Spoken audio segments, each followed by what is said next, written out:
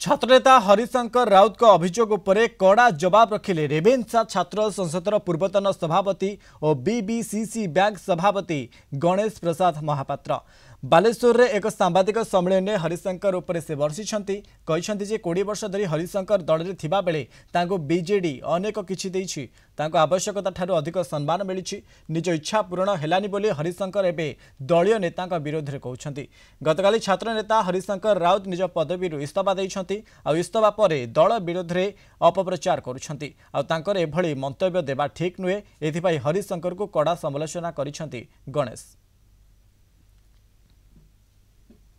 सबु आशा आकांक्षा कौन पूर्ण हो पार कि आज्ञा 147 निर्वाचन मंडली 147 जन गोटे दल टिकेट दे पार आ कौन 1047 जन टिकेट दे पार कि से गोटे अभिलाष थिला छात्र सभापति हवापाई किंतु दल ता प्रतिबद्धता अनेक किछि छात्र सभापति जदि से न हो पारे से ना आम सहित अच्छु दलर अन्य कौन जगार भल पद ताठू भल पदवी रखा आमे चिंतित किंतु ता माने नुहे जे आमे दलर प्राथमिक सदस्य पदर इस्तीफा दबा जो नेता